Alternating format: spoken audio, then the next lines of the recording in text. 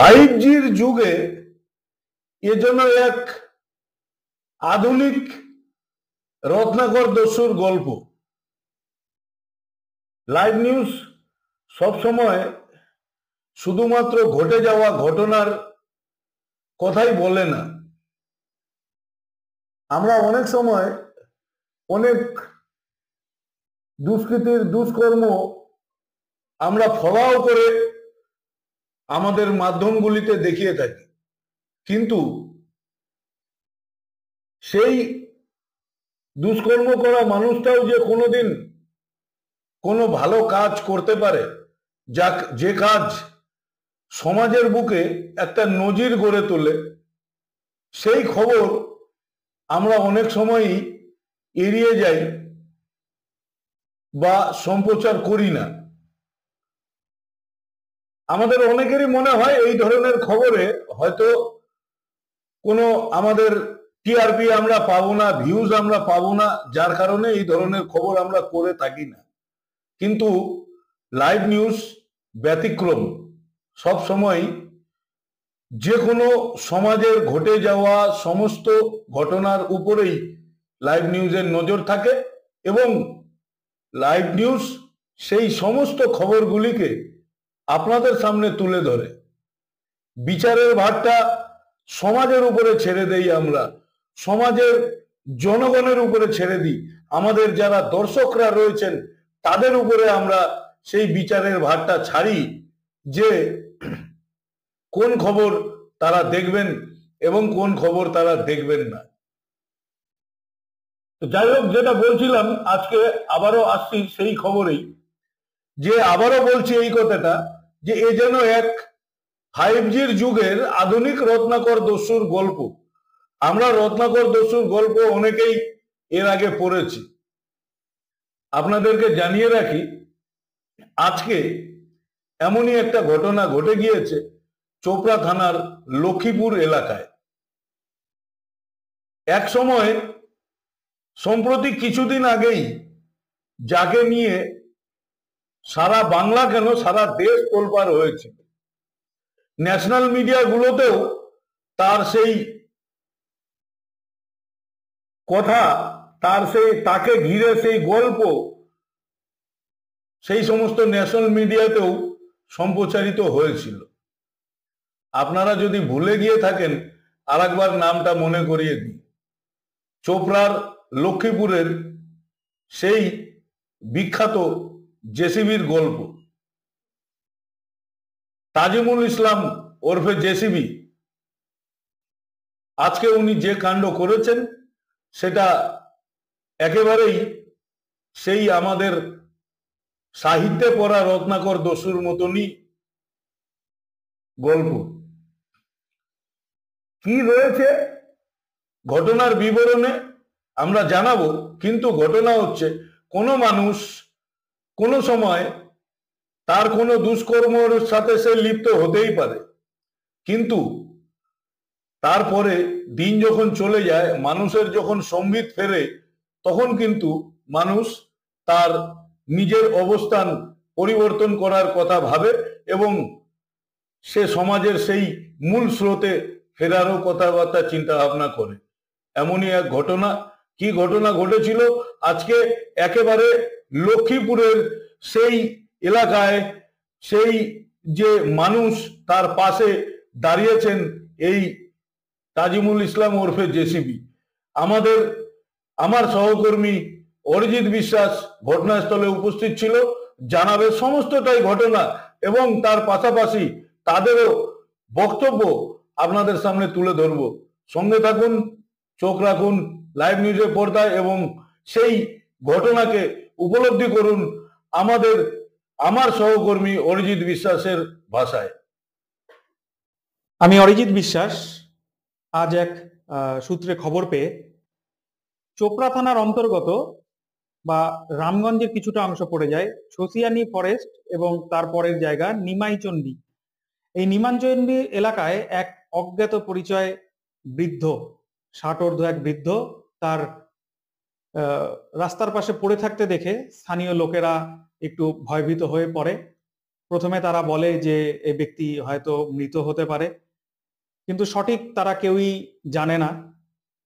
সেই সময় সেখানকারই স্থানীয় এক বাসিন্দা, তিনি সেই ভদ্রলোক সেই ব্যক্তিকে চিনতে পারেন এবং তিনি তৎক্ষণাৎ তিনি খবর দেন যে এই ব্যক্তির বাড়ি লক্ষ্মীপুর এবং লক্ষ্মীপুরের আলমগড় এলাকা। সেখানে যে বর্তমান জেসিবি রয়েছে, জেসিবি ওরফে তাজিমুল, তাকে কিন্তু তারা ফোন করে জানান পুরো বিষয়টা এবং তৎক্ষণাৎই দেরি না করে জেসিবি তার সঙ্গে যারা থাকে তাদের সাথে কিন্তু তিনি গাড়ি নিয়ে বেরিয়ে পড়েন এবং এসে তিনি সেই জায়গায় এসে দেখেন যে সেই যে বৃদ্ধ, সেই বৃদ্ধ মারা যায়নি, তিনি তখনও জীবিত ছিলেন। সেই ক্ষেত্রেই তিনি তৎক্ষণাৎ তড়িঘড়ি তাকে সেখান থেকে তুলে নিয়ে তিনি তার গাড়িতে করে নিয়ে সেখান থেকে তিনি পৌঁছে যান রামগঞ্জ ব্লক স্বাস্থ্য কেন্দ্রে তার দ্রুত চিকিৎসার জন্য। কিন্তু বোধহয় কিছুটা দেরি হয়ে যায়। একটা দীর্ঘ সময় ধরে সেই যে ছসিয়ানি ফরেস্ট পার করে যে নিমাইচন্ডী এলাকা, সেখানে এই বৃদ্ধা পড়েছিল। তারপরে জেসিবির আগমন এবং জেসিবিকে এতদিন আমরা যেভাবে দেখেছি তার ঠিক উল্টো রূপ, এক মানবিক রূপ, মানবিক মুখ জেসিবি আজকে সেই বৃদ্ধকে উদ্ধার করে নিয়ে রামগঞ্জ ব্লক স্বাস্থ্য কেন্দ্রে যায়। নিজের গাড়িতে তাকে প্রাণ বাঁচানোর আপ্রাণ চেষ্টার মাধ্যমে তড়িঘড়ি রামগঞ্জ ব্লক প্রাথমিক স্বাস্থ্য কেন্দ্রে নিয়ে যান। সেখানে নিয়ে যাওয়ার পর সেখানকার কর্মরত চিকিৎসকেরা তাকে মৃত বলে ঘোষণা করেন। তারপরই সেই মৃতদেহকে লক্ষ্মীপুর এলাকার আলমগঞ্জ গ্রামে নিয়ে আসা হয়। বাড়িতেই মৃতদেহ আসতে না আসতে শোকের ছায়া এলাকা জুড়ে। তবে এদিন তাজিমুল ইসলাম ওরফে জেসিবি জানান, আমি অনেক চেষ্টা করেছি তাকে তাড়াতাড়ি রামগঞ্জ হাসপাতালে নিয়ে যাওয়ার, যদি আমি একটু আগে যেতে পারতাম তাহলে হয়তো তাকে প্রাণে বাঁচাতে পারতাম। আমরা রাস্তাঘাটে চলাফেরা করি, তবে মানুষের জন্য এটুকু করতে পেরে আমি অনেক খুশি। তাকে যদি বাঁচাতে পারতাম তাহলে হয়তো আরও বেশি খুশি হতাম।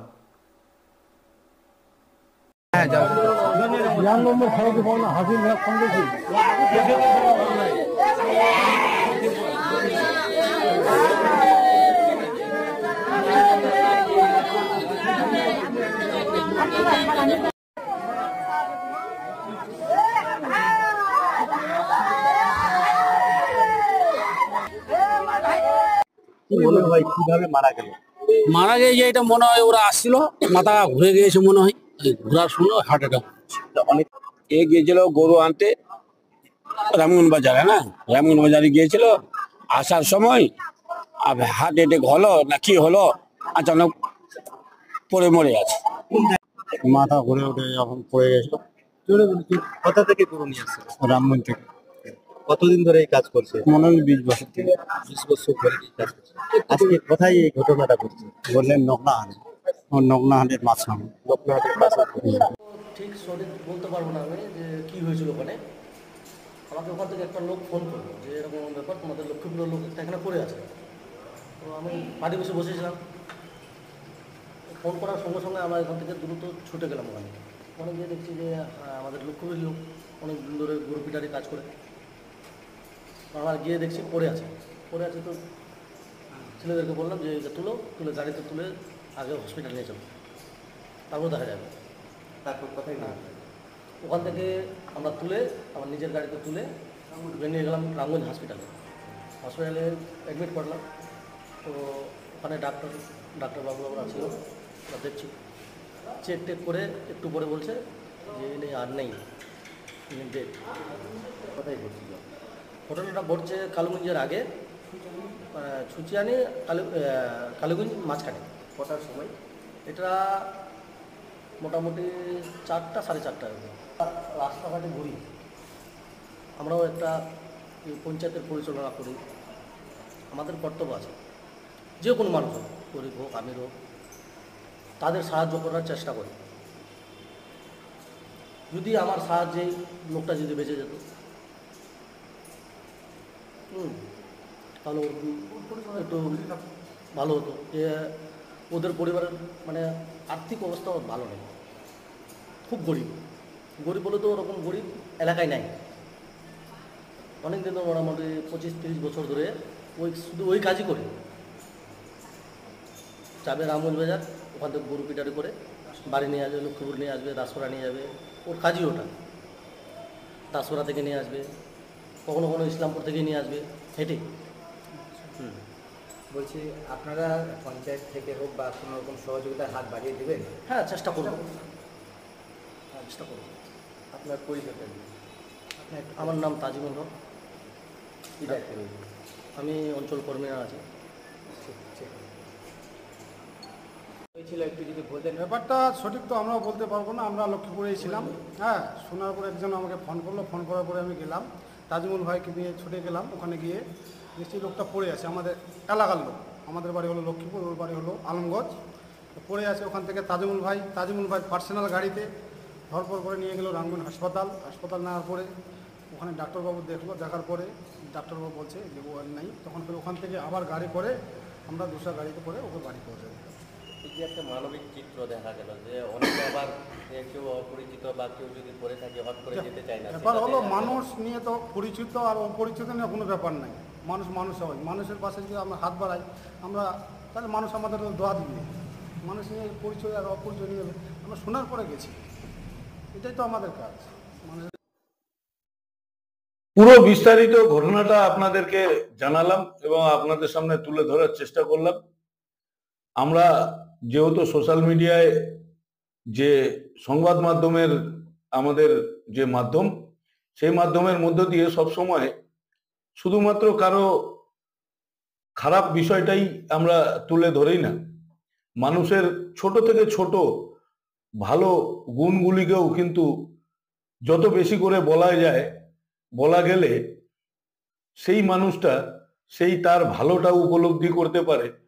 অবশেষে আস্তে আস্তে একটা খারাপ মানুষও একটা সমাজের একজন ভালো সামাজিক মানুষ হয়েও উঠতে পারে। যেমনটাই আমরা প্রথমে বলছিলাম যে রত্নাকর দস্যুর গল্প আপনারা অনেকেই পড়েছেন, তো সেরকমও হতে পারে। সেই চেষ্টাই আমাদের এই প্রতিবেদন। জুড়ে থাকুন লাইভ নিউজের সাথে। এই ধরনের আরো বিভিন্ন স্তরের, বিভিন্ন রকমের, বিভিন্ন সেক্টরের বিভিন্ন খবর আমরা আপনাদের সামনে অবশ্যই প্রতিনিয়ত তুলে ধরে আসছি এবং আগামীতেও তুলে ধরব। জুড়ে থাকুন লাইভ নিউজের সাথে। আপাতত অরিজিতের সাথে আমি দীপঙ্কর দে বিদায় নিচ্ছি। ভালো থাকবেন, সুস্থ থাকবেন এবং আনন্দে থাকবেন।